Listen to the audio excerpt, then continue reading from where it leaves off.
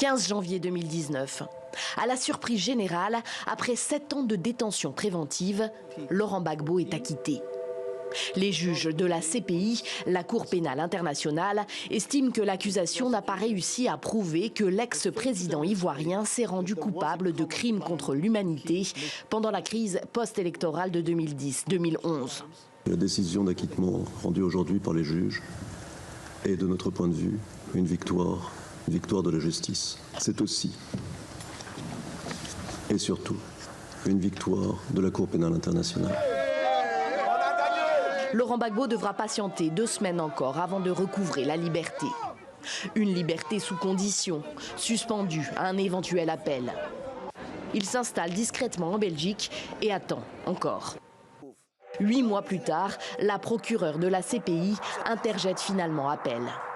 Elle et son équipe argumentent que les juges n'ont pas rendu une décision motivée, en bonne et due forme, et qu'ils ont commis des erreurs de droit et de procédure. Les audiences reprennent. Depuis l'Europe, Laurent Gbagbo revient dans le jeu politique ivoirien. Mais sa candidature est rejetée par le Conseil constitutionnel pour la présidentielle d'octobre 2020. La Côte d'Ivoire s'enfonce dans une crise préélectorale alors qu'Alassane Ouattara brigue un 3e mandat controversé. 2 jours avant le scrutin, après près de 10 ans de silence, Laurent Gbagbo prend la parole sur TV5 Monde. Il déplore d'être cantonné à un rôle de spectateur loin de son pays. Malgré son acquittement en première instance, les autorités ivoiriennes ne lui permettent pas de revenir en Côte d'Ivoire. Tant que je ne suis pas rentré chez moi, je me considère encore un tout petit peu comme un prisonnier.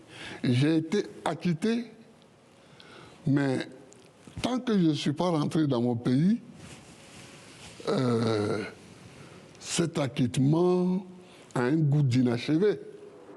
Presque 10 ans que Laurent Gbagbo n'a pas mis les pieds sur le sol ivoirien.